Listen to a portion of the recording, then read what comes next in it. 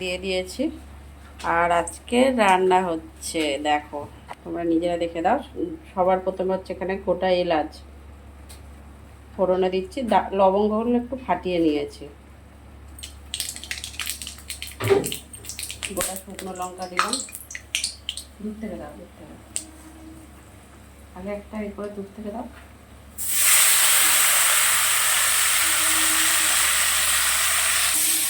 তো বন্ধুরা, আজকে বাজার থেকে মটন নিয়ে এসছে। মটনটা ভালো করে ধুয়ে পরিষ্কার করে নিয়ে পেঁয়াজ কুচিয়ে নুন হলুদ লঙ্কার গুঁড়ো পরিমাণ মতন দিয়ে দিয়েছি। কাঁচা সর্ষের তেল দিয়েছি একটু, আদা বাটা আর রসুন বাটা।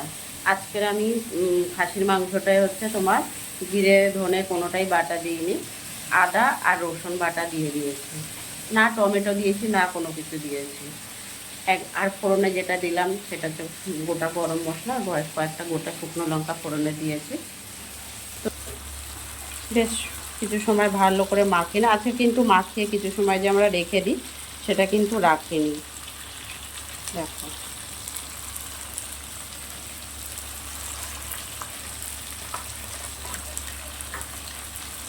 এখন একটা মশলা সুন্দর গরম হয়েছে। তো দেখো এটা হচ্ছে ভালো করে মাখিয়ে ফোড়নে দিয়ে দেখো মাংসটা কিন্তু ছেড়ে দিচ্ছে। আর আজকে কয়েক পিস আলু কিন্তু আমি আগে থেকে ভাজিনি, যা করার মাংসর সাথেই হচ্ছে কষিয়ে নেব। কষিয়ে সবার শেষে আমরা কিন্তু মটন সবসময় প্রেশার কুকারে দিয়ে রান্না করি, আগে কষিয়ে নিই কড়াতে, তারপর হচ্ছে প্রেশার কুকারে। আর আজকে কিন্তু তেলটা একটু কমই ইউজ করছি।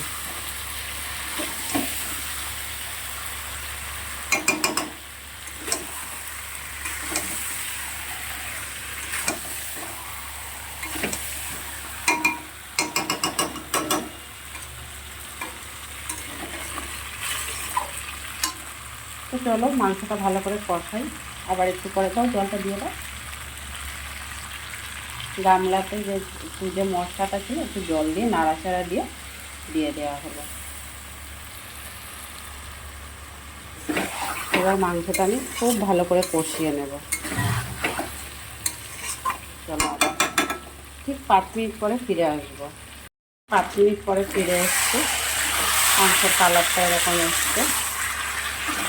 এখনও কিন্তু মাংস কষানো হয়নি। 5 মিনিট পরে ফিরে এসে অনেকটাই হয়েছে, আরও মোটামুটি 4-5 মিনিট কষাতে হবে। গ্যাস কিন্তু একদম জোরেই দেওয়া আছে, মধ্যখানে একটু কমিয়েছিলাম, আবার কিন্তু জোরে দিয়ে গ্যাসটা বেশ জোরে দেওয়া আছে, কোন জোরে আছে দিয়ে এবার কষানো হচ্ছে।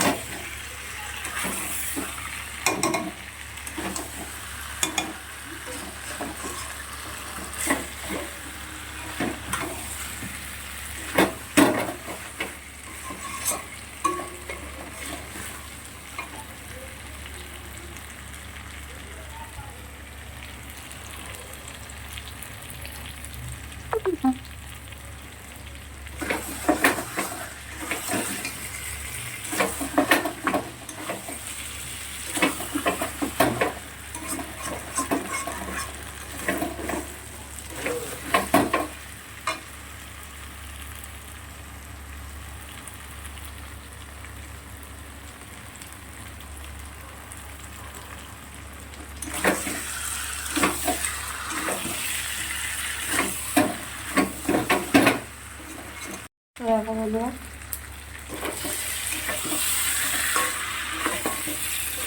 আবারও 4-5 মিনিট পরে ফিরে এসেছি।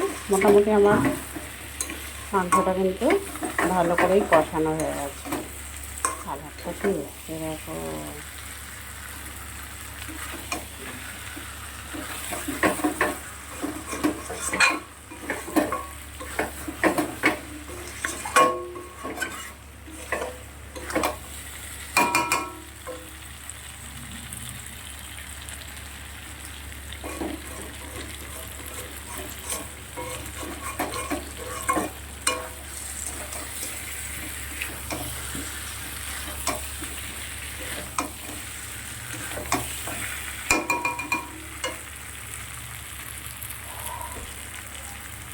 তো চলো এবারে হচ্ছে প্রেশার কুকারে দেবো।